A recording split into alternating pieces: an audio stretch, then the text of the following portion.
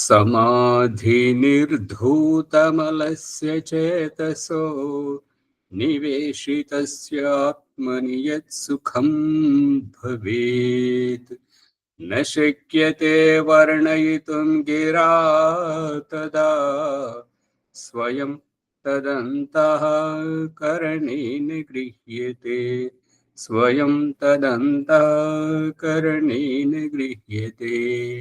ఓం శాంతి శాంతి శాంతి. ఓం. ఈ యొక్క ఉపనిషత్తు జ్ఞానగంగా అధ్యాత్మ సత్సంగానికి వచ్చేసినటువంటి వారందరికీ నమస్తే, స్వాగతం, సుస్వాగతం. నమస్తే ఆచార్య. నమస్తే. వరలక్ష్మి అమ్మగారు కొద్దిగా ఓపిక పట్టారు, తొందరపడుతున్నారు. శబ్దాలు ఏదో ఆతృతగా చెప్తున్నట్టుగా అనిపిస్తుంది. చాలా మంచిగా లోతుగా ఆలోచిస్తున్నారు. కాకపోతే భాష, మాట్లాడే శైలి, ఇది గూఢమైనటువంటి రహస్యాన్ని మీరు అభివ్యక్తపరుస్తున్నారు కాబట్టి మీలో ఆతృత ఉండకూడదు. కొద్దిగా వేగం తగ్గించండి. భీమరావు గారు చాలా చాలా వరకు మంచిగా చెప్తున్నారు. ఇంకా కొద్దిగా చెప్తే ఇంకా బాగుంటుంది. మన దగ్గర ఓపిక, సహనం అనేటువంటిది ఉండాలి. ఇక మన ప్రకరణంలోకి వెళితే బృహదారణ్యకోపనిషత్తు 4వ అధ్యాయము 4వ బ్రాహ్మణము 22వ సంపుటములో మనం ఉన్నాము. యజ్ఞం గురించి తెలుసుకున్నాము. యజ్ఞము అనంటే కేవలం ఓం స్వాహ, 4 కర్రలు ఒక దగ్గరే పోగేసి నిప్పు పెట్టేసి ఓం స్వాహ అనడం యజ్ఞం కాదు. ప్రతి ఒక్కదానికి ఒక హేతుబద్ధమైనటువంటి కారణం ఉన్నది. యజ్ఞం సంపూర్ణంగా ఉన్నటువంటిది దేవ పూజ, సంగతికరణం, దానం. ఈ మూడింటిలో తోటి యజ్ఞం పూర్తవుతుంది. కాబట్టి ఇప్పుడు ఇవాళ ఇంకా ముందుకెళ్తే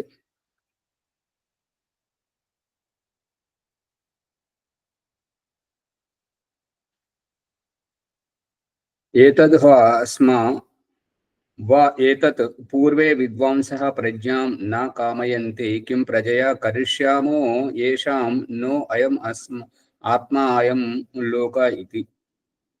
ఇంకా ఈ రకంగా విద్వాంసులు ఈ ప్రజలతోటి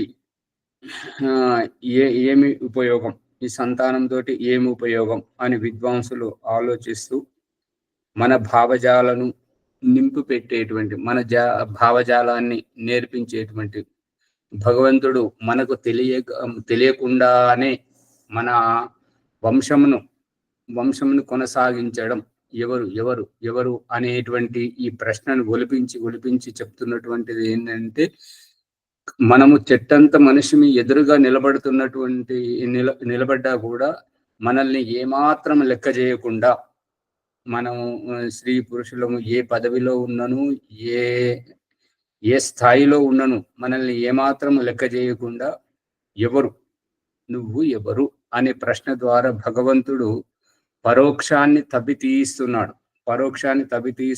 అంటే మన వంశం,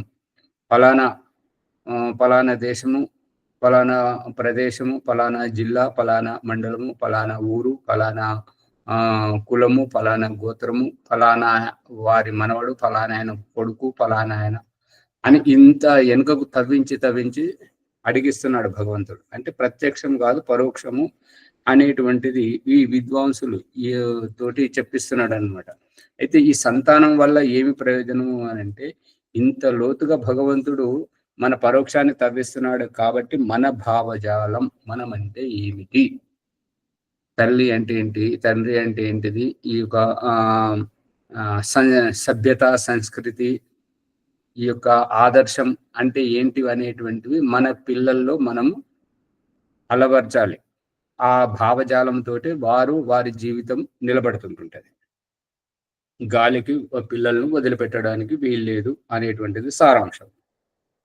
ఎవరైతే పిల్లలను నిర్లక్ష్యం చేస్తుంటారో, నిర్లక్ష్యం చేసేటువంటి వారు సమాజంలో అన్ని రకాలుగా దూషించబడుతుంటారు. అందుకే భగవంతుడు మొట్టమొదట తల్లి దగ్గర నుంచే తల్లినే తిట్టిస్తున్నాడు పిల్లలను. అయ్యో కొడక కొడక కొడక అని చెప్పేసి పిల్లల్ని అనిపించి ఇంకా తల్లిని తిట్టిస్తున్నాడు. ఎందుకంటే తల్లి గుణవంతురాలైతే పిల్లలు గుణవంతులు అవుతుంటారు.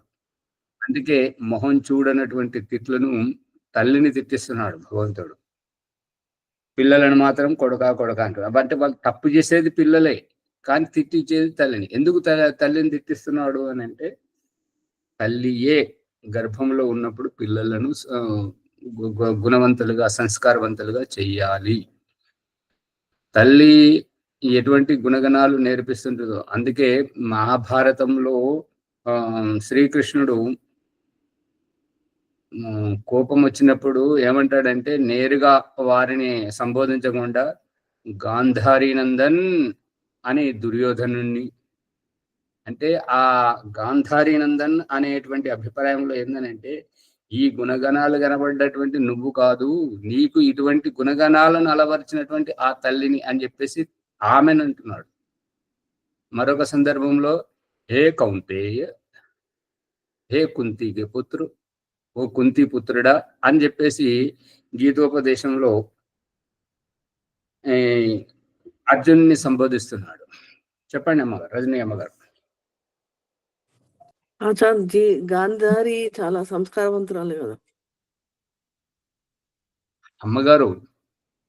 సంతానానికి నేర్పించలేదు కదా అమ్మగారు. మా సువర్చలమ్మ గారు మధ్యలో కొద్దిగా రావద్దు, కొద్దిగా ఓపిక పడు, ఇంకా లోతు వస్తుంది కదా. అక్కడ భర్త చూడలేని లోకము నాకెందుకు అని భర్తను అనుసరించినటువంటిది గాంధారి కళ్ళకి గంతలు కట్టుకోవడంలో ఆదర్శమే. కానీ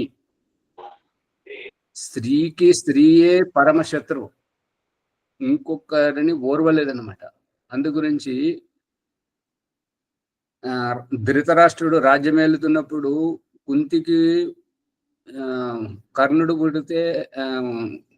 పుడితే కర్ణుడు తండ్రి ఎవరో తెలియదు చెప్పుకుంటే మరి అది సిగ్గుచేటు అన్నట్టుగా, మరి అది కారణం ఏంటో తెలియదు. కానీ ఇక కర్ణుని ఆ పడవలో పెట్టెలో పెట్టేసి నీళ్ళలో వదిలేస్తుంటుంది. అది ఒకటి.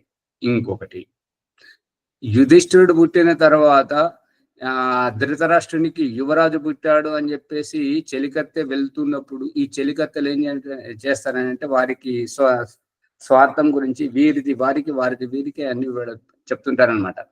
అయితే ఈ కుంతి పుత్రుడు యువరాజుగా పుట్టాడని చెప్పేసి ధృతరాష్ట్రునికి సమాచారం ఇస్తే నాకు పారితోషికం వస్తుందని చెప్పేసి పరిగెడుతున్నప్పుడు కుంతి వాళ్ళ అన్నదమ్ముల భార్య కదా, మరి వాళ్ళ పుత్రుడు యువరాజు అయితే మరి వీరికి ఉపయోగం. అందుకని గాంధారి సమాచారాన్ని నేను ముందు తీసుకెళ్లాలని చెప్పేసి మరి గాంధారి దగ్గరికి వెళ్తుంది అనమాట. గాంధారికి ఎక్కడ లేని ఈర్ష పుట్టుకొస్తుంటది. ఎందుకంటే ఇద్దరు గర్భంతో ఉంటుంటారు. ఈర్ష పుట్టుకొచ్చి నా కొడుకే యువరాజుగా కావాలని చెప్పేసి ఆ గర్భమును చాలా కొట్టడం మొదలు పెడుతుంటది అనమాట.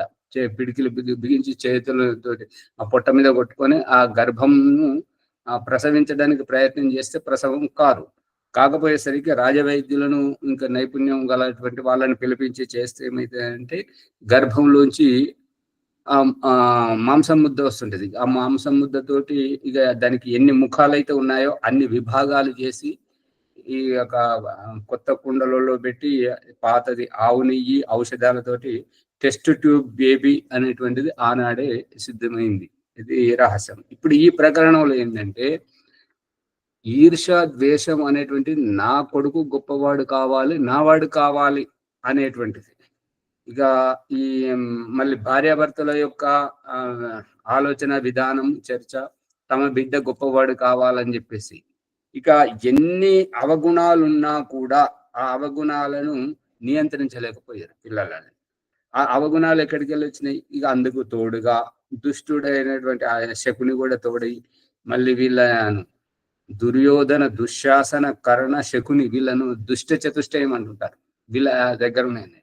వీళ్ళని ఈ దుష్ట చతుష్టయంతో ఇంత మహాభారతము ఈ యొక్క గాంధారి యొక్క వంశం నాశనం అవ్వడం, ఈ యొక్క భారతదేశానికి అభిశాపం, దీనికి అంతటికి మూలం ఎవరు?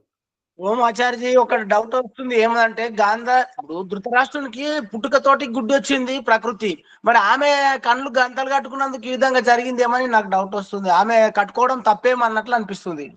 తప్పు కాదు. ఆ కళ్ళకు గంతలు గుడ్డ కట్టుకోవడం అది ఏమాత్రం పొరపాటు కాదు. కాకపోతే ఏంటంటే భర్త చూడని లోకం. ఇప్పుడు ఏంటంటే లోకం ఇక ఆమెకేంది, ఆమె ఇష్ట రాజ్యమే, ఆమె ఇష్టం ఉన్నట్టు నడిచింది, ఆమెకు ఎదురు చెప్పేటోళ్ళు ఎవరు, మహారాణి కదా అని చెప్పేసి అంటారని చెప్పేసి ఆ నింద నాకెందుకు అని చెప్పేసి కళ్ళకు గంతలు కట్టుకోవడం మంచిదే. కళ్ళకు గంతలు కట్టుకోవడం కదా, పిల్లలందరూ సంస్కారం చెడిపోయింది కదా, తండ్రి చూడకపోతే శ్యామలయ్య గారు, విషయం ఇక్కడ ఇదే రహస్యం. మీరు అడిగిందే. కళ్ళకు గంతలు కట్టుకోవచ్చు లోకానికి, నేను భర్తను అనుగమనం చేస్తున్నానని చెప్పేసి, కానీ బుద్ధికి గంతలు కట్టుకోకూడదు. ఆ తెలివితేటలతోటి పిల్లలను సంస్కారవంతులను చేసుంటే ఇంతటి భారతదేశానికి ఇంతటి నష్టం జరిగేది కాదు కదా. ఇది రజనీయమ్మ గారు గ్రహించాల్సింది ఇది. ఓం నమస్తే ఆచార్యజీ. ఆమె బుద్ధితోటి చూసి చూడకుండా వదిలేయడం. ఒకటేమో పిల్లవాడు మండి పట్టడం, ఇంకొకటి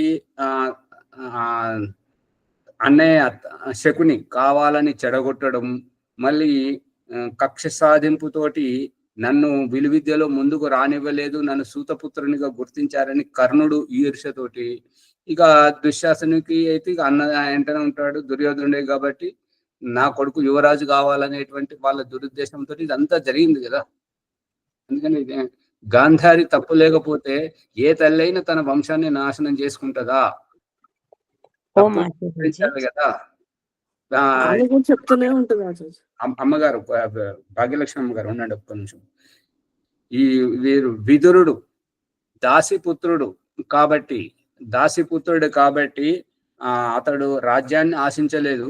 కానీ ఈ గురుకులంలో ఉండి నీతి శాస్త్రం అంతా చదివి ధృతరాష్ట్రునికి సలహాలు సూచనలు ఇచ్చి వాళ్ళు ఎప్పుడెప్పుడు తప్పులు చేస్తుంటే వాళ్ళకు సూచిస్తూ ఉంటుంటే దుర్మార్గుడు ఓర్వలేకపోతున్నావు, పక్షపాతం వహిస్తున్నావు అని చెప్పేసి దూరంగా పెట్టి సంజయ్ని తన సేవకునిగా పెట్టుకున్నాడు ధృతరాష్ట్రుడు. తెలుసు కదా ఆ రకంగా.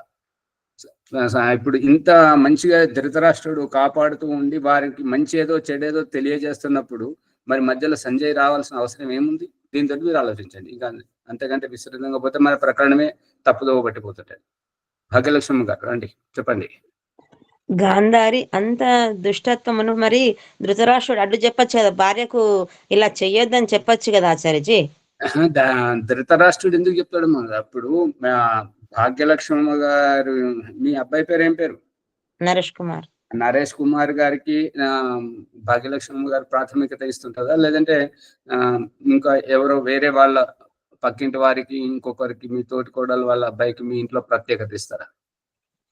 యువరాజు అంటే ఏమిటి? ఈ రాజ్యాన్ని ఏలడం. అధికారం పోయిందో అంటే, రాజ్య మదం పోయిందో అంటే ఎందుకు కానరాకుండా అవుతుంటారు. ఆ యొక్క మదం అనే ప్రయోగించాల్సి వస్తున్నది. కానీ కాకపోతే ఆ అధికార దాహం అనేటువంటిది అటువంటిది ఉంటది. నేను జరగాలి. ఆమె ఎందుకు అంటే యువరాజు మరియు మహారాణి, ఇప్పుడు ధృతరాష్ట్రుడు రాజ్యం వెళ్తున్నప్పుడు గాంధారి మహారాణిగా ఉంది. ఇప్పుడు యుధిష్ఠిరుడు రాజ్యాభిషేకం చేసుకుంటే గాంధారికి ప్రాముఖ్యత ఏముంటది? గాంధారికి ఎక్కువ ప్రాముఖ్యత ఉంటుందా, కుంతికి ఎక్కువ ఉంటుందా? ఆలోచించండి. అందుకని ఇక్కడ వారిని గాంధారి అసంస్కారితురాలని కాదు, ఆమె ఓపిక సహనం పట్టింది కాబట్టి, ఆమెలో పతివ్రత ధర్మం ఉన్నది కాబట్టి, ఆమెలో ఆధ్యాత్మికత ఉన్నది కాబట్టి మహాభారత యుద్ధం అంతా అయిపోయేటువంటి చివరి దశలో దుర్యోధనుని పిలిచి, నేను జీవించి ఉన్నప్పుడు నేను చెప్పాలనుకున్నప్పుడు ఎప్పుడు నా మాట అంగీకరించలేదు, కాకపోతే ఇప్పుడుగా నువ్వు చివరిసారి అని చెప్పేసి నమస్కారం పెట్టడానికి వచ్చావు బిడ్డ. నా దగ్గర ఒక కవచం ఉంది, నేను ఆ కవచం నీకు తొలగిస్తాను. కానీ నా గర్భం నుంచి నువ్వు ఎట్లయితే పుట్టావో అదే విధంగా నువ్వు నదిలో స్నానం చేసి నా ముందరికి వచ్చి నిలబడమని చెప్తుంది. అవును. చెప్తే మరి దుర్యోధనుడు ఇక్కడ ఆజ్ఞను పాటించాడు. కానీ ఇతడు ఇలాగే పాటిస్తే ఇదంతా మళ్ళీ చేసిందంతా ఉత్తదవుతుంది అని చెప్పేసి శ్రీకృష్ణుడు తన నైపుణ్యంతో మధ్యలో వచ్చేసి ఏంటి నీకైనా బుద్ధున్నదా అని దుర్యోధను ఎగేస్తాడనమాట. నీ అంత కొడుకున్నారు, వాళ్ళకు కూడా పెళ్లి లేదు, ఇప్పుడు నువ్వు ఈ స్థితిలో నువ్వు అమ్మ దగ్గరికి ఈ రకంగా పోతావా అని చెప్పేసి అతన్ని మాటల్లో పెట్టేసి దారి తప్పిస్తాడు అనమాట. అందుకే అరటాకు కట్టుకుంటాడు. ఆ అరటాకు ఇక ఆమె ముందుకు పోయి నిలబడగానే ఆమె కళ్ళకు గంతలు తీసేసి తన తీక్షణ దృష్టిని అతని మీద ప్రయోగించేసరికి అతని శరీరం అంతా వజ్రకాయం అయిపోతుంది. ఏ శస్త్రం ఛేదించలేనంత సురక్షితంగా ఉంటుంది. కానీ ఆ అరటాకు మీద పడదన్నమాట. ఆ దృష్టి పడకపోవడం వల్ల అది బలహీనంగా ఉంటుంది. నువ్వు అమ్మ మాటను వినలేదు, నువ్వు ఎక్కడైతే అమ్మ మాటను ఏవగించావో అక్కడే నీ పతనం అవుతుంది. ఎంతకు మించికి నేనేం చేయలేను. ఏం చేస్తుంది గాంధారి? ఏం చేస్తుంది చెప్పండి? ఏం చేయలేదు. మరి గాంధారి కాదు, గాంధారి స్థానంలో మనం ఉన్నాం. ఏం చేస్తాం అప్పుడు? మనం తిరిగే చెప్పాము, నువ్వు నా గర్భంలో నుంచి ఎట్లా పుట్టావో అలాగే నా ముందుకు వచ్చి నిలబడమని చెప్పింది. నీకు నా దగ్గర ఉన్న కవచాన్ని నీకు తొడిగిస్తే నిన్ను ఎవ్వరు ఏం చేయలేరు, నీకు చావే ఉండదని చెప్పింది. అంతకు మించి ఇంకేం చేస్తాం? అది కూడా స్వార్థమే కదా ఆచార్యజీ. ఆమె స్వార్థంతోనే కదా పాండవులను అధిగమనించాలని కదా సార్. అమ్మగారు భాగ్యలక్ష్మి గారు అడిగిన ప్రశ్నకు సమాధానం వచ్చిందా రాలేదా? అర్థం కాలేదు. మళ్ళీ సంస్కారము తను గర్భంలో ఉండగా నేర్పించలేదు కాబట్టి అమ్మగారు గర్భంలో ఉండగా అని కాదు, వాళ్ళు చిన్నపిల్లలు. ఆచార్య ఇక్కడ తల్లి ఏం చెప్పిందంటే వివస్త్రంగా నా ముందుకు రమ్మన్నది. మీకు భాష అర్థం కావట్లేదు. ఈ పదాలు, ఈ భాష ప్రయోగించకూడదు. తల్లి ముందు బిడ్డ వివస్త్రమే ఉంటుంది. అర్థమవుతుందా? తల్లి దృష్టితో చూడండి. అంతర్యామి తత్వమే అక్కడ. ఇంకా మరి అక్కడ తన బిడ్డ వస్త్రం ఏంటి, వివస్త్రం ఏంటి అంటే వస్త్రాలు ధారణ చేయకుండా ఏ విధంగా దర్బార్ నుంచి వచ్చావో అదే విధంగా రమ్మని. అదే వివస్త్రం అనేటువంటి పదజాలం కాదు ఇక్కడ ప్రయోగం. వివస్త్ర అనేటువంటి భాష కాదు ఇక్కడ ప్రయోగం. నా బిడ్డని నేను ఏ రకంగా జన్మించానో ఆ రకంగా ఉంటేనే నా దగ్గర ఉన్న కవచం నీకు అబ్బుతుంది, ఇముడుతుంది. పుట్టు మార్గాన తల్లికి కడుపులకి ఎట్లా వస్తాడు ఆ విధంగా, ఆ విధంగా ఉంటేనే ఈ కవచం నీకు పనిచేస్తుంది అనే అది అభిప్రాయం. అవుమాచార్యజీ, ఇది స్వార్థం కాదమ్మ గారు. ఒక కన్న తల్లిగా తన బిడ్డకు ఏర్పరిచేటువంటి సురక్ష. ఏ తల్లి అయినా కూడా తన బిడ్డను కాపాడాలని చూసుకుంటుంటది. తల్లి స్థానానికి ఉన్నటువంటి విలువ అందుకే తలడిలే తత్వంతో చేసింది. అది కాకపోతే ముందు గ్రహించలేదు. మనందరికి ఆదర్శమైంది ఇప్పుడు ఆమె. అమ్మగారు, సువర్చలమ్మ గారు, ముందుదంతా చేజారిపోయింది. ఇది వరకు జరిగిందంతా చేజారిపోయింది. ఇక ముందున్న దాన్ని నేను సద్వినియోగపరచాలని ఆమె దగ్గర ఉన్నటువంటి చివరి శస్త్రాన్ని ఆమె ప్రయోగించింది. ఎదుటి వారు బాధపడ్డా సరేనా ఆచార్య? ఇప్పుడు అమ్మగారు తన బిడ్డ కోసం తల్లి ఏమైనా చేయగలుగుతాడు. తన బిడ్డ బాగుండాలి, తన బిడ్డ బ్రతకాలనేటువంటిది. అక్కడ కన్న పేగు బంధం, ఆ పేగు తీపి, తన ఆ పిల్లల కోసం తాను బలిదానం అవ్వడానికి సిద్ధం అవుతుంది. తాను బలిదానం కావచ్చు, ఎదుటి వాళ్ళని బాధ పెట్టద్దు కదా ఆచార్యజీ. ప్రకృతి పరమాత్మ ఎట్లా అవినాభావ సంబంధం అండి అది. ప్రకృతి మాతకి ఎన్ని చెప్తాడు పరమేశ్వరుడు. ఎదుటి వాళ్ళు ఎక్కడ పోయినా నాకు సంబంధం లేదు, నా బిడ్డ నాకు సురక్షితంగా ఉండాలి. తల్లి ఆలోచన ఆ విధంగా ఉంటది. ఇప్పుడు ఒక నానుడు ఏంటంటే రాజకీయం, కాకి బిడ్డ కాకికే ముద్దు,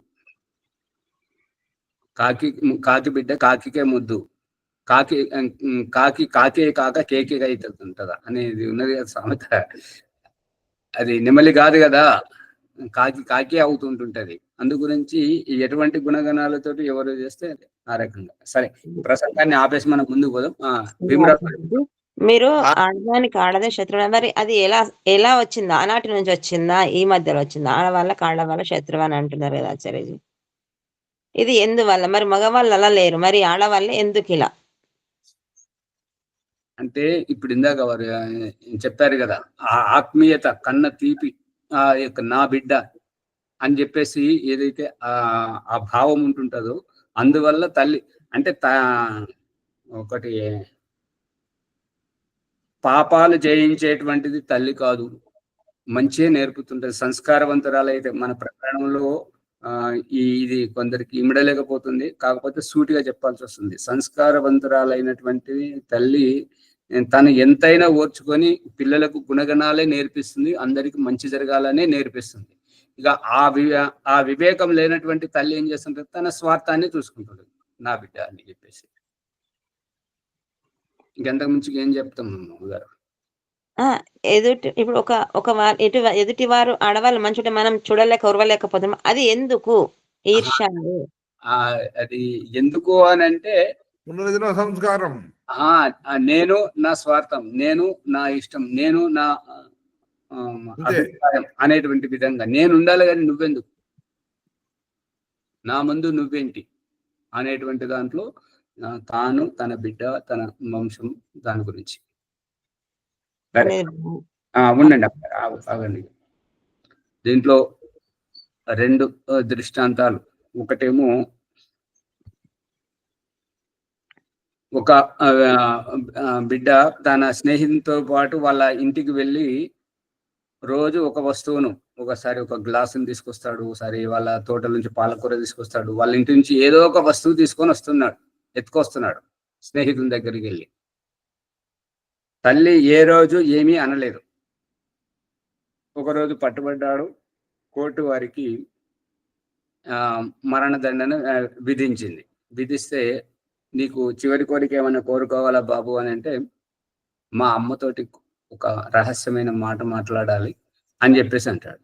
వాళ్ళ అమ్మని తీసుకొచ్చి అతని దగ్గర రహస్యంగా అన్నారు కాబట్టి ఆమె చెవి దగ్గర ఇతను నోరు పెట్టేసి ఇతను గట్టిగా చెవి కొరుకుతాడు అనమాట కోర్టులో. ఆమె ఆ చెవి తెగిపోయి రక్తంతో బిలబిలలాడిపోతుంటుంటది. అందరూ అతన్ని పట్టుకుంటారు. ఎందుకు ఇట్లా చేసావు అని అంటే, ఈ రోజు మీరు అడుగుతున్నారు కదా ఎందుకు ఇట్లా చేశారని చెప్పేసి, నేను మొదటి రోజే నేను ఈ తప్పుడు పనులు చేస్తున్నప్పుడు ఈడ్చిన చెంప మీద కొట్టి నాకు బుద్ధి తెస్తే నేను ఈ రోజు ఈ స్థితికి వచ్చేవాడిని కాదు కదా, దీనికి కారణం ఈ అమ్మే. ఇంకొక ఘటన, తన కొడుకు వల్ల ఎంతో మంది ప్రాణాలు పోతున్నాయి, ఎంతో మంది ఇబ్బంది పడుతున్నారు. ఇక ఒక పరిస్థితిలో ఇక తప్పించుకోలేనటువంటి స్థితిలో పట్టుబడితే తల్లి ఏమన్నదంటే, నా కొడుకును ఉరిదీయండి, నా కొడుకుని గురించి చూసుకుంటే ఎంతో మంది తల్లులు హృదయం తల్లడిల్లిపోతుంది, కాబట్టి వాడిని చంపేయండి అని చెప్పింది. ఓ మాతాజీ, ఒక మాతాజీ ఏనుగులతో తొక్కించి చంపిస్తుంది కదా. అది అంత. మళ్ళీ ఇంకొక దృష్టాంతం, మహాభారత యుద్ధం అయిపోయిన తర్వాత, ఆ మహాభారత యుద్ధం కంటే ముందుగా మొదలైనటువంటి ఈ యొక్క మణిపూర్ రాజపుర కుమారి ఉలుపి తోటి అక్కడ రాజస్వ యాగం గురించి వెళ్ళినప్పుడు అర్జునునికి వివాహం జరుగుతుంటే, ఇంకా అక్కడికి వెళ్ళి మణిపూర్ నుంచి తిరిగి వచ్చేటప్పుడు వేటకు వెళ్తాడు అర్జునుడు. అయితే ఆ మణిపూరు రాజు యొక్క సేనాపతికి రాకుమారి మీద మనసు పడుతుంది అనమాట. అది ఎందుకంటే రాజుకు కుమారులు ఎవరు లేరు, అమ్మాయినే అబ్బాయి వేషంలో ఉండి విలువిద్యలు, గుర్రపు స్వారీ, అవన్నీ మల్ల యుద్ధం అన్ని నేర్పిస్తుంటారు. కాబట్టి ఇక ఆమె నైపుణ్యతను చూసి ఈ సేనాపతి ఏమనుకుంటాడంటే, ఈమెను కనుక పెళ్లి చేసుకుంటే ఈ రాజ్యమే నాది, ఇక నాకు ఎదురే ఉండదు అని చెప్పేసి అతడు కుట్రపూరితంగా ఉంటుంటాడు అనమాట. ఈ అర్జునుడు రావడం ఆ సేనాపతికి నచ్చలేదనమాట. నచ్చకపోయేసరికి ఇక వేరే వాళ్ళ సహకారంతో ఈయన వేటకు పోతానంటే వేరే వాళ్ళ సైనికులను పంపించి ఇతను ఇక్కడ ఇంటి దగ్గర ఉంటాడు. ఇంటి దగ్గర ఉంటే అర్జునుడు ఇంట్లోకి ప్రవేశిస్తుండడం ఈ సేనాపతి ఉలిపి పడుకొని ఉంటే ఆమె పడక గదిలోంచి కిటికీలోంచి దూకి వస్తున్నట్టుగా అర్జునుడు కంటపడాలనేది అతను ముందు అంతా ఆలోచించుకొని పెట్టుకుంటాడు అనమాట. అర్జునుడు ప్రవేశించి ఇంట్లోకి ప్రవేశిస్తుంటే ఇతను ఈ ఉలోపి గదిలోని కిటికీలోంచి దూకి వస్తుంటాడు అనమాట. ఇది చూసిన తర్వాత అర్జునుడికి మనసు విరిగిపోతుంటాడు. ఓహో ఈ రాకుమారి ఇటువంటిదా అని చెప్పేసి ఆమెను అసహించుకొని వెళ్ళిపోతుంటాడు అనమాట. ఎందుకు కారణం అని అంటే నీకు వేరే వారితో ఈ రకంగా సంబంధం ఉన్నది అంటే ఆ సంబంధం ఏంటి? నీవు ఏం అర్థం పర్థం లేకుండా మాట్లాడుతున్నావు. నేను ఆడపిల్లలన్న విషయమే మా రాజ్యంలో ఎవరికీ తెలియదు. అటువంటి నాకు ఆ సంబంధం ఉండే నేను కళ్ళతో చూశాను, నీ గది కిటికీలోంచి దూకి వస్తుండగా. అందు గురించి అసహించుకొని వద్దని తల్లిదండ్రి వాళ్ళంతా ఎంత ప్రాధాయపడిన అమ్మాయిని తీసుకుపోమంటే నేను ఎక్కడ తీసుకుపోతాను? ఈ చరిత్రహీనత నేను అక్కడ తీసుకుపోతే అక్కడ నా రాజ్యం అక్కడ నేను చెడ్డ పేరు వస్తుంది, మా రాజ్యానికి చెడ్డ పేరు వస్తుంటది. రాజు దగ్గరే ఇటువంటి వ్యవహారం ఉన్నదని చెప్పేసి వద్దని చెప్పేసి వదిలేసిపోతున్నాడు. అప్పటికే ఆవిడకు గర్భం అయింది కాబట్టి ఆ గర్భంలో ఉండేటువంటి బిడ్డను పెరిగేటువంటి బిడ్డను ఈ అర్జునుడి మీద ప్రతీకారం తీర్చుకోవడానికి ఇక అటువంటి భావజాలంతో మగబిడ్డకి జన్మనిస్తుంటది. ఆ మగబిడ్డకి ఎట్లా సంస్కారాలు నేర్పిస్తుంది అంటే ఎండలో నిలబెట్టడం, కఠినమైనటువంటి యుద్ధ విన్యాసాలతోటి నైపుణ్యం చేసి బర్బరీకుని తయారు చేస్తుంది. ఆ బర్బరీకు ఏం చెప్తుంది అంటే ఈ యొక్క నువ్వు ఏం చేసినా చేయకపోయినా నీ జీవితంలో నువ్వు అర్జున్ని ఓడగొట్టగలిగినప్పుడే నా యొక్క చనిపాలకు నువ్వు విలువగా రుణం తీర్చుకున్న వాడివి అవుతావు అని చెప్పేసి బాగా ఎక్కిస్తుంది అనమాట. ఇక అతడు మహాభారత యుద్ధం సమయంలో ఎవరెవరు అని చెప్పేసి శ్రీకృష్ణుడు బలవేసి అందరినీ చూస్తున్నాడు. ఈ బర్బరికి కనబడ్డప్పుడు అతని దగ్గరికి వెళ్తాడు అనమాట. నువ్వు ఎవరి పక్షాన యుద్ధం చేస్తావు అని అంటే ఎవరైతే బలహీనంగా ఉంటారో నేను వారి పక్షాన యుద్ధం చేస్తా అంటాడు. అని అంటే మరి కౌరవులు ఇంత సైన్యం ఉన్నది, వాళ్ళదే రాజ్యాధికారం ఉన్నది కదా, మరి నువ్వు కౌరవుల పక్షాన యుద్ధం చేస్తావా పాండవుల పక్షాన అంటే పాండవుల పక్షాన అంటాడు. అతనికి ఈ పాండవుల వంశస్థుడే అని చెప్పేసి బర్బరిక్కు తెలియదు అన్నట్టుగా ఇక అర్జున్ పక్షాన్ని యుద్ధం చేస్తా అని చెప్పి అర్జున్ వైపు నుంచే యుద్ధం చేస్తా అని ఒప్పుకుంటాడు. కానీ నీకు మరి అక్కడ నిన్ను ఎదుర్కొనేటువంటి యోధుడు ఎవరు లేరు కదా కౌరవ పక్షంలో. అంటే మరి ఈ పాండవుల పక్షంలో ఉన్నాడంటే అర్జునుడు ఉన్నాడు కదా, అంటే నేను అర్జున్ తోటే యుద్ధం చేయాలి అని చెప్పి అనుకుంటాడు. నువ్వు అర్జున్ని ఓడగొడతానని అర్జున్ తోటి యుద్ధం చేస్తానని అంటే ఇక నేను చేసిన పన్నగా అంత ఉత్తిదవుతుంది అని చెప్పేసి శ్రీకృష్ణుడు కొన్ని విషయాలు చెప్పేసి మరి నేను చెప్పిన విషయాలు నీకు అర్థమైతే నన్ను గురువుగా స్వీకరించినట్టే అవుతుంది. కాబట్టి మరి గురువుకు దక్షిణ ఇవ్వాలి కదా అని అంటే ఏం కావాలి కోరుకోవాలంటే నాకు నీ శిరస్సు కావాలి అంటాడు. అంటే అప్పుడు బర్బరీగా ఏమంటాడంటే సరే ఇక మీరు ఆ గురువుకు దక్షిణ ఇవ్వక తప్పదు కాబట్టి, కానీ నాది ఒక్కటి చిన్న విన్నపం, నేను ఈ మహాభారత యుద్ధాన్ని మొత్తాన్ని కళ్ళతో చూడాలి, నాకు అటువంటి వరదానం ఏమంటే ఆ శిరస్సును ఖండించి అదేదో అక్కడ ఉన్నటువంటి కొండ మీద పెడితే అక్కడికి వెళ్ళి చూస్తాడని. అది వేరే పౌరాణికం. ఈ ఉల్లుపి ఎట్లా తయారు చేస్తుందని అంటే తన ఉద్దేశానికి అనుగుణంగా తల్లి ఏది కావాలనుకుంటే పిల్లలను ఆ రకంగా తీర్చిదిద్దుతుంది. ఉండండి సమర్థ గురువు రామదాసు, జీజాబాయి, శివాజీని ఏ రకంగా తయారు చేస్తే మనం ఈ యొక్క దక్షిణ భారతదేశం ముస్లింల నుండి విముక్తి పొందింది తెలియంది కాదు. తల్లి ఏదంటే అది చేయగలుగుతాడు. ఇక నిన్న మొన్నటి ఘటన, చేతగాని తనానికి పెళ్లి చేసుకోవడం వల్ల సంపాదన లేకపోయేసరికి ఇక భార్యాభర్తల మధ్య గొడవ అయిపోయి భార్య బయట వ్యవహారములు చేస్తూ ఉంటే అది ఒకరోజు కూతురు ఆ తల్లి సెల్ ఫోన్ చూసి ఆ మెసేజ్లు అవన్నీ అడ్రస్లు వాళ్ళు మాట్లాడుకున్న మాటలు అన్ని విన్న తర్వాత ఇక నేను నా బండారం బయటపడ్డదని చెప్పేసి తల్లి కూతురుని వ్యభిచార కుటుంబంలోకి దింపడానికి ప్రయత్నం చేయడం, అది పట్టుబడడం, వాళ్ళు అదంతా టీవీలో వచ్చింది, పేపర్లో వచ్చింది, చూసారు కదా. మొన్ననే 2 రోజుల క్రితమే. ఆ రకంగా అంటే తల్లి ఏది కావాలంటే ఆ రకంగా పిల్లలను తీర్చిదిద్దుతుంటది. అందు గురించి భగవంతుడు మాత్రం తల్లిని తిట్టిస్తున్నాడు, అది గుర్తుపెట్టుకోండి. అందుకే తల్లి సంస్కారవంతురాలు కావాలి, తల్లి గుణవంతురాలు అయితే పిల్లలు గుణవంతులు అవుతుంటారు. ఇక ఈ సమాజానికి అభిశాపంగా మారినటువంటిది ఏంటంటే క్షమించరాని నేరంగా ఈ అభిశాపం ఏంటంటే ఈ డాక్టర్లు బెడ్ రెస్ట్ అని చెప్పేసి వాళ్ళని ఎందుకు పనికి రాకుండా చేస్తున్నారు. టీవీ సీరియళ్లకు దానికి అంకితం అయిపోయి వాళ్ళలో ఉండేటువంటి ఆ భావజాలం అంతా ఆ పిల్లల్లో రికార్డ్ అవుతుంది. అది ఆమె గమనించట్లేదు. అందుకే ఈ రకంగా సంతానం ఇట్లా కొడుతున్నారు. అందుకని ఇప్పుడు చెప్పండి, భీమరావు గారు ఏదో చెప్పాలని చాలాసేపటి నుంచి ఎదురు చూస్తున్నారు. ఆచార్య గాంధారి పుత్రుని మీద రాగంతోనే అవును, అట్లా పుత్రమోహం ఉంటది కదా, ఎవరికైనా ఉంటది. దాని గురించి ఏం లేదు. ముని గారు చెప్పండి. మాజాది ఇక్కడ ఈ బార్బరి కూడా అంటాడు వాళ్ళ అర్జునుడు వాళ్ళ అమ్మని వివాహం చేసుకుంటాడా మరి ముందుగా? ఇప్పుడు ఆ మహాభారత యుద్ధం అయిపోయింది. అయిపోయినప్పుడు మహాభారత యుద్ధం అయిపోయింది. రాజసూయ యాగం చేస్తుంటాడు యుధిష్ఠిరుడు.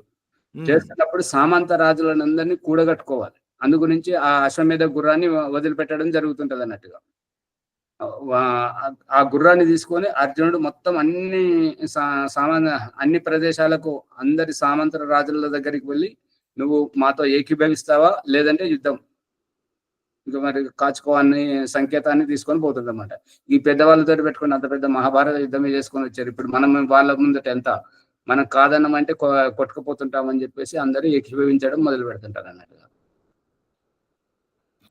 ఇప్పుడు ఈ బార్బరి కూడా ఎవరి కొడుకు? సైనికుడు కొడుక, అర్జునుడు కొడుక? అర్జునుడు కొడుకు. ఆ సేనాపతి రాకుమారిని ఇష్టపడుతున్నాడు, కానీ రాకుమారికి సేనాపతి మీద అటువంటి ఉద్దేశమే లేదు. అటువంటిప్పుడు ఈ యొక్క రాకుమారి యొక్క ఈ యొక్క గృహస్థ జీవితాన్ని చెడగొడితే ఇక ఆమెను ఎవరు చేసుకోరు. కాబట్టి ఇక మన దగ్గరికి వస్తుంటది. మన దగ్గరకు వచ్చినప్పుడు మనం ఆమెను వినియోగించుకోవచ్చు, రాజ్యం చేపట్టవచ్చు అనేది ఆయన కుట్ర. అది అంటే సైనికుడి కుట్ర, అది సేనాధ్యక్షుని కుట్ర. అయితే ఆమె పడుకుంటది. ఆమె సేనాధ్యక్షుడు గదిలోకి వచ్చింది కూడా తెలియదు, వచ్చింది తెలియదు, కానీ పోయింది కూడా తెలియదు. కానీ ఆ పోయేటప్పుడు ఆ కిటికీలోంచి దూకేటప్పుడు అర్జునుడు చూస్తుంటాడు. అతను గమనిస్తున్నాడు కదా, అతనికి వేరే వాళ్ళు చెప్తున్నారు కదా, అర్జునుడు ఏ ద్వారం వైపు వచ్చాడు, ఏ గది దగ్గర ఉన్నాడు, ఇప్పుడు ఎక్కడ ఉన్నాడు, అవన్నీ చెప్తున్నప్పుడు ఇప్పుడే డోర్ తీసుకుని బయటకు వస్తున్నాడు అనేటప్పుడు ఆయన కిటికీ నుంచి ఇటు దూకొస్తుంటాడు. ఇక్కడ ఎవరిది తప్పు? అంటే ఆచార్య నాది ఇక్కడ అర్థం కాదు ఏంటంటే, ఈ బార్బరుడు అంటే ఆయన అర్జునుడు కొడుకే కదా. ఇప్పుడు భారతీయ సంస్కృతిలో వివాహమైన రాత్రియే ఈ ఉత్తరవేది జరుగుతుంది. ఉత్తరవేదిలో అంటే ఇది మనం ఇప్పుడు భాషలో సినిమాలలో చూపిస్తున్నటువంటి ఏంటంటే శోభనం అనే ప్రక్రియ వివాహమైన రాత్రే జరుగుతుంటది. ఆ వివాహం అయిపోయింది, అర్జునుడు అక్కడ ఉంటున్నాడు. ఇక అందరి మనసును చూడుకొని మంచి ప్రేమ వివాహం అయిపోయింది. అది గర్భధానం కూడా అయిపోయింది. వివాహమైన తర్వాతనే చేస్తారు కదా. ఇప్పుడు మనకు కూడా దయానంద సరస్వతి కూడా వివాహ సంస్కారంలో వివాహమైన కొద్దిసేపటికే ఉత్తరవేది మొదలు పెట్టాలని చెప్పాడు కదా. ఓకే, అర్థమైంది. ధన్యవాదాలు. భాగ్యలక్ష్మి గారు అడగండి. సరే, ఇప్పుడు ఇప్పుడు నాకు ఒక డౌట్ ఏం క్లియర్ అయితే లేదు. గాంధారి ఇప్పుడు ప్రకృతి నుంచి వచ్చింది, ధృతరాష్ట్రునికి కళ్ళు పోయినాయి. ఆమె చేసుకున్న తప్పైనందుకే మీరు చెప్పిన విషయాలన్నీ పిల్లలకి ఈ విధంగా జరిగిందంటే ఆమె కళ్ళు కట్టుకోవడం వల్ల ఇద్దరు ఆ విధంగా అయినప్పుడు పిల్లలు ఈ విధంగా అయిపోయినరేమో. మరి మనమే చూడకపోతే ఇంకెవరు చూస్తారు? ప్రకృతి మందికి ఏం అవసరం ఉండదు. మన పిల్లల్ని మనం చూడకపోతే అక్కడనే సంస్కారం చెడిపోయిందేమని అనిపిస్తుంది. రజనీ అమ్మగారు దిగులు పడేటువంటిది, ఆలోచన చేసేటువంటిది ఇప్పుడు మీరు అడిగిన ప్రశ్నని వారు అడిగారు. అయితే ఓం ప్రకాష్ ఏం చెప్పాడంటే, కళ్ళకు గంతలు కట్టుకోవచ్చు, సమాజానికి నేను భర్తను అనుసరిస్తున్నాను, నేను ఏకపత్ని పతివ్రతను అని చెప్పడానికి. కానీ బుద్ధికి గంతలు కట్టుకోకూడదు, పిల్లలను చెడగొట్టడానికి. ఇది సరిగ్గా భర్త వైపు నుండి ఆలోచన చేసింది. మహారాణిగా తను ఎవరితోనూ ఇది కాకూడదని, కానీ సంతానం విషయంలో తను బుద్ధిని ఉపయోగించలేదు అనేది ఇక్కడ సారాంశం. అందుకని మనం బుద్ధికి గంతలు కట్టుకోవద్దు, కళ్ళకు గంతలు కట్టుకోవచ్చు. మా ధృతరాష్ట్రుడు కళ్ళతోటే గుడ్డివాడు కానీ బుద్ధితోటి కాదు కదా. గొప్ప పేరు కొరకు ఆ విధంగా చేస్తున్న ఆచార్యుడు ఆ, ఆ, సమాజంలో గొప్ప కీర్తి ప్రసిద్ధి కొరకు కళ్ళకి గంతలు కట్టుకుని సంతోషమే. కానీ మీరంటే బుద్ధికి గంతలు కట్టుకోలేదుగా, కట్టుకుంటే ప్రాబ్లం అయ్యేది కాదు. ఆ. ఓకే, బాగుంది ఆచార్య.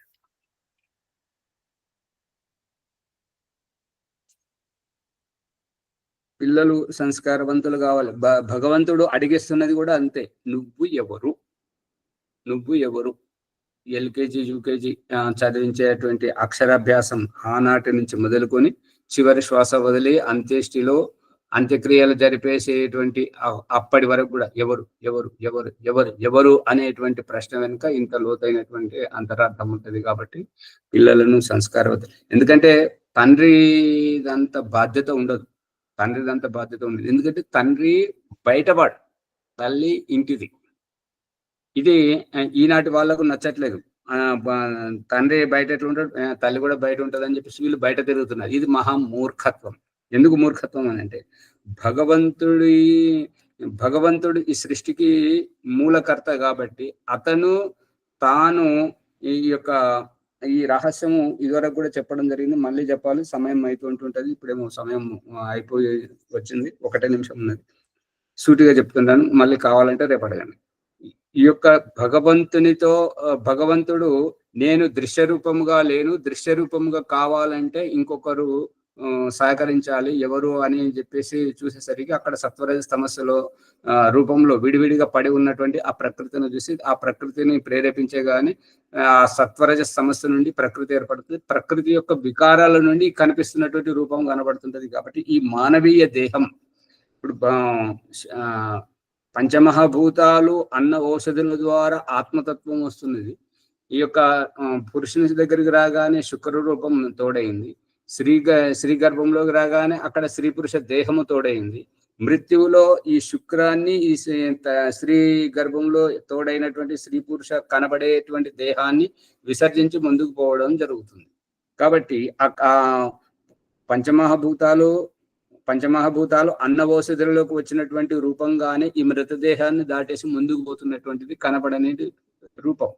ఈ కనబడైనటువంటి రూపం ఈ ఆత్మకు ఈ కనిపిస్తున్నటువంటి దేహం ద్వారా ఈ దేహంలో ఉండేటువంటి ఈ యొక్క అంతఃకరణంలో పూర్వజన్మ సంస్కారాలను దయానంద సరస్వతి సత్యార ప్రకాశం 2వ సముల్లాసంలో పదే 2వ సముల్లాసం నుంచి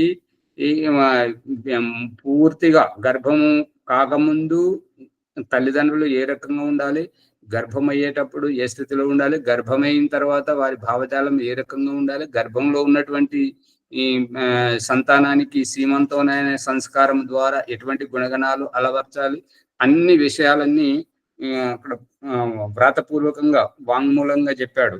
కాబట్టి ఇంత స్పష్టంగా ఉన్నప్పుడు తల్లియే ఎటువంటి సంతానం కావాలంటే అటువంటి సంతానాన్ని తీర్చిదిద్దగలుగుతుంటుంటది. కాబట్టి చెడిపోవడానికి ఆమె, బాగుపడడానికి ఆమె.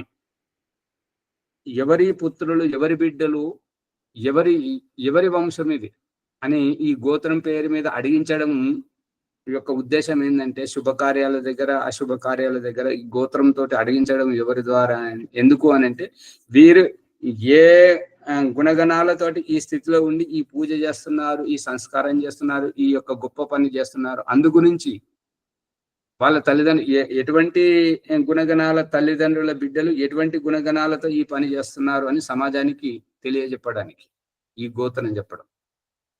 అందుకే ఎవరు ఎవరు ఎవరు ఎవరు అని మనం ఏ స్థాయిలో ఉన్నా, ఏ పదవిలో ఉన్నా, మన పదవిని, మన స్థాయిని, మన శరీరాన్ని, మన వయస్సును ఏది లెక్క చేయనియట్లేదు దేవుడు. నువ్వు ఎవరు? రజనీ అమ్మ గారు వెలుగుతుందా?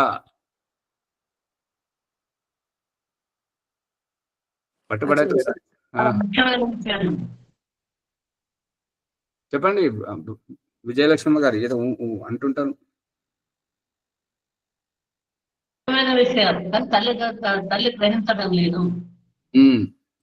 ఇప్పుడు విజయలక్ష్మి అమ్మగారు లాంటి వారిలాగానే అమ్మాజీ గారు మిగతా వారు అన్నారు ఏంటంటే, మేము యవ్వనంలో ఉన్నప్పుడు మాకు ఇటువంటి గురువు దొరకలేదు, ఈ విషయాలు తెలియలేదు, ఇక ఇప్పుడు దొరికే అని అంటే ఎప్పుడు భగవంతుడు ఎప్పుడు అనుగ్రహిస్తే అప్పుడే మన దగ్గరికి ఏ వస్తువు రావాలన్నా, ఏ పరిస్థితులు రావాలన్నా, ఏది అందాలన్నా అది అందుతుంటది. మనం అనుకున్నంత మాత్రాన కాదు. ఇప్పుడు ఈ రహస్యాన్ని రజనీ అమ్మ గారు వ్యావహారికంగా చూపిస్తున్నారు. ఇంట్లో ఏ పరిస్థితుల్లో ఉన్నాయి, నేను మా అమ్మాయి నేర్పించింది నేను చేస్తాను, నేను వింటాను అని చెప్పేసి వాళ్ళు గడప దాటి మునిగారి దగ్గరికి వస్తే మునిగారు పరిచయం చేశారు కాబట్టి వారికి విషయాలు తెలుస్తున్నాయి. అంతేనా అమ్మగారు, రజనీ అమ్మ గారు? అవునాచార్య. మన పురుషార్థంతో అంతా మనకు లభిస్తుంటది. ఏది మన తలుపు తట్టి మన దగ్గరికి రాదు. దేనికోసమైనా మనమే ప్రయత్నం చేయాలి. చెప్పండి రజనీయమ్మ గారు. ఆచార్య, గర్భంలో ఉన్నప్పుడు తల్లి అనుకున్నప్పుడు మన శిశువు పెద్ద పెరిగినంత కూడా తల్లి ఏదనుకుంటా అది జరుగుతుందా పిల్లలకు? ఈ సందర్భంలో మదాలస గారి దృష్టాంతం చెప్పాలి, సమయం బయటంటది. ఇప్పుడు సమయం మనం మరి పరిధిలో ఉండాలి. 100% జరుగుతుందమ్మా. మీ సంకల్పం కరెక్టే. అది ఏదనుకుంటే సాధిస్తుంది. అంటే మొక్క ఇవ్వండి మానే వంగదు కదా, అంటే పెద్దగా అవుతుంటే వాళ్ళ సంస్కారాలు ఫామ్ అయిపోతుంది. ఇప్పుడు ఈ దృష్టాంతం భగవంతునికి ప్రకృతి ఏ రకంగా సహకరిస్తుంది, ఏ రకంగా వచ్చింది, ఆ దృష్టాంతం కూడా నాసదీయ సూక్తంతో వస్తున్నది. మళ్ళీ ఇప్పుడు మదాలస గారి రేపు చెప్పుకుందాం, సమయం అయిపోయింది కాబట్టి. ఆచార్య, తల్లి సంకల్పంతో బిడ్డ యొక్క ప్రారంభ కర్మ గుణగణాలన్నీ పోతాయా? అదే కదా దయానందుడు చెప్పింది. ఈ వైదికము వేదం చెప్పేది అదే. నీవు చేసే పురుషార్థంతో నువ్వు ఏమైనా కాగలవు ఇప్పుడు అంటరాని దళితుల వర్గంలో పుట్టినటువంటి కేఆర్ నారాయణ్ రాష్ట్రపతి కావడం, దీని ఉద్దేశం ఏంటి అమ్మగారు? పురుషార్థంతోట, వారి కులముతోట? అంటే తల్లి సంకల్పమేనా అది, లేకపోతే వాళ్ళు చేసిన పురుషార్థమా? వారు చేసినది. ఇప్పుడు తల్లిదండ్రుల చేత అందినే సరే సరే, ఇక అందకపోతే వారు చేసుకున్నటువంటి పురుషార్థంతో. ద్రౌపది ముర్ము వారు పుట్టినటువంటి పరిస్థితులతోటి రాష్ట్రపతి అవుతుంటదని చెప్పేసి ఎవరైనా ఊహించారా? ఎవరు ఊహించలేదు. ఆచార్య, తల్లిదండ్రుల ప్రేరణ మరియు వీరి పురుషార్థం అది కావాలి. ఓం నమస్తే. ఓం. ఆచార్య ఓం ప్రకాష్ గారి ధన్యవాదములు. ఆధ్యాత్మిక విద్య జ్ఞాన గంగా లోతుగా మనం ఆలోచన చేస్తున్నాము. అందరూ కూడా ఈరోజు విషయాల లోపల మహాభారతం విషయాన్ని పురస్కరించుకొని భారతీయ లోతైన జీవ చరిత్ర, దానికి కారణం ఎవరు, తల్లి పాత్ర ఎంతవరకు ఉంటుంది అనే విషయాన్ని చాలా లోతుగా అర్థం చేయించారు. వారికి ధన్యవాదములు. ఈ ఎపిసోడ్ను లైక్ చేయండి, షేర్ చేయండి, సబ్స్క్రైబ్ చేయండి. పక్కన ఉన్న గంట సింబల్ గట్టిగా నొక్కండి. 1-2 సార్లు వినాలని ప్రార్థన.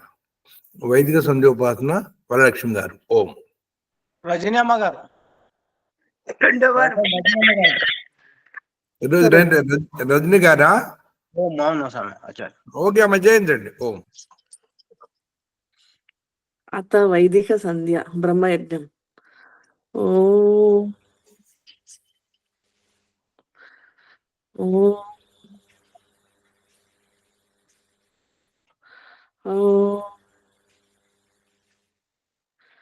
ఓం అమృతోపస్తర్ణమసి స్వాహ.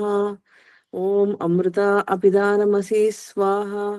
ఓం సత్యం యశః శ్రీర్మయి శ్రీ శ్వేతాం స్వాహ. ఆచమన మంత్రం.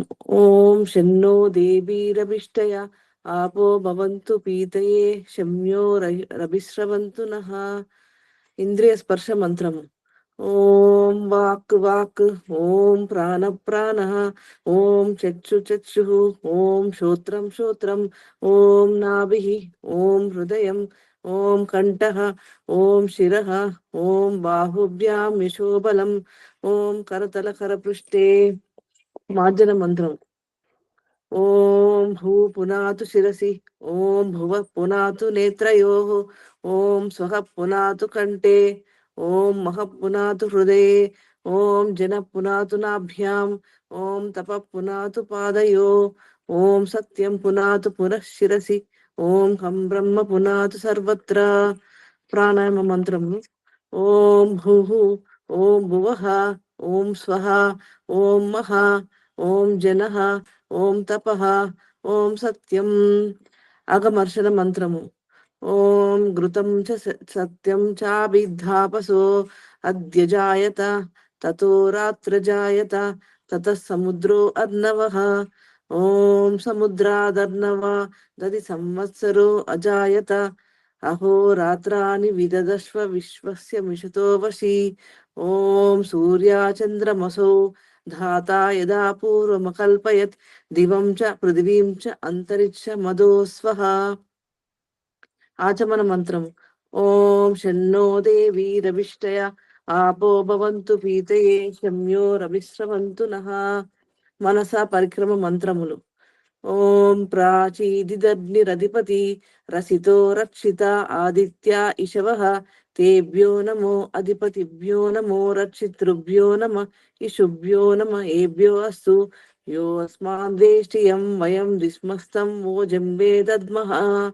ఓం దక్షిణాది ఇంద్రోరధిపతి స్థిరశ్చిరాజీ రక్షిత పితర ఇషవః తేభ్యో నమో అధిపతిభ్యో నమో రక్షితృభ్యో నమ ఇషుభ్యో నమ ఏభ్యో అస్తు యోస్మాన్ ద్వేషియం వయం దిస్మస్తం ఓజంబే దద్మః. ఓం ప్రతీషి దిగ్వరుణో అధిపతి హృదాకు రక్షితాన్నమిషవః తేభ్యో నమో అధిపతిభ్యో నమ రక్షితృభ్యో నమ ఇషుభ్యో నమ ఏభ్యో అస్తు యోస్మాన్ ద్వేష్టియం వయం దిస్మస్తం ఓజంబే దద్మః. ఓం ఉదీచీ దిక్ సోమో అధిపతి స్వజో రక్షిత ఇషవః తేభ్యో నమో అధిపతిభ్యో నమో రక్షితృభ్యో నమ ఇషుభ్యో నమ ఏభ్యో అస్తు యోస్మాన్ ద్వేష్టియం వయం దిస్మస్తం ఓజంబే దద్మః. ఓం ధ్రువాదిక్ విష్ణురధిపతి కల్మాషగ్రీవో రక్షిత వీరుద ఇషవః తేభ్యో నమో అధిపతిభ్యో నమో రక్షితృభ్యో నమ ఇషుభ్యో నమ ఏభ్యో అస్తు యోస్మాన్ ద్వేష్టియం వయం దిస్మస్తం ఓజంబే దద్మః. ఓం ఊర్ధ్వాదిక్ బృహస్పతి రధిపతి శ్రితో రక్షిత వర్షభిషవః తేభ్యో నమో అధిపతిభ్యో నమో రక్షితృభ్యో నమ ఇషుభ్యో నమ ఏభ్యో అస్తు యోస్మాన్ ద్వేష్టియం వయం దిస్మస్తం ఓజంబే దద్మః. ఉపస్థాన మంత్రములు. ఓం జాతవేదసే సునవామ సోమ మరాతీయతో నిదహతి వేదః సన పశ్యదతి దుర్గాని విశ్వాన వేవ సింధుం ధురిత అగ్నిః. ఓం చిత్రం దేవా ముదదాదనీహం చక్షుర్మిత్రస్య వరుణస్యాగ్నే ఆప్రాద్యావా పృథివీ అంతరిక్షం సూర్య ఆత్మా జగత సశ్చ స్వాహా.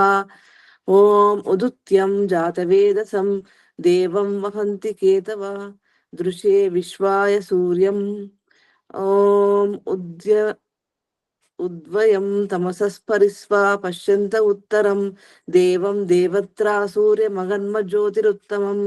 ఓం తచ్చుద్దేవరహితం పురశ్చాచుక్రముచ్చరత్ పశ్యేమ శరదశతం జీవేమ శరదశతం శృణయామ శరదశతం ప్రబ్రవామ శరదశతం అదీనాశ్యామ శరదశతం భూయశ్చ శరదశతాత్. ఓం షన్నో దేవీరభిష్టయా ఆపో భవంతు పీతయే శమ్యో రవిశ్రవంతు నః. ఓం భూర్భువస్వః తత్సవితుర్వరేణ్యం భర్గో దేవస్య ధీమహి ధియో యో నః ప్రచోదయాత్. భావార్థం. ఓ సచ్చిదానంద స్వరూప, ఓ నిత్య శుద్ధ బుద్ధ ముక్త స్వభావ, ఓ నిరాకార సర్వశక్తిమంతుడు, ఓ న్యాయకారి, ఓ కర్ణామృత వారిది నీ దివ్యము వరేణ్యము నగు విజ్ఞాన రూపము మేము నిత్యము ఉపాసింతుము గాక. మాకు ధారణా శక్తి గల బుద్ధి నిత్తువు గాక. మేము బ్రహ్మచర్యాది సద్వ్రతములను ఆచరింతుము గాక. సమర్పణ భావం. ఓ పరమేశ్వర దయానిదే, నీ కృప వల్ల జపోపాసనాది కర్మములను చేసిన మేము ధర్మ అర్ధ కామ మరియు మోక్షములను సిద్ధిని సత్వముగా ప్రాప్తించుకుందుము గాక.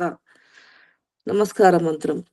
ఓం నమ శంభవాయ చ మయోభవాయ చ నమ శంకరాయ చ మయస్కరాయ చ నమ శివాయ చ శివతరాయ చ.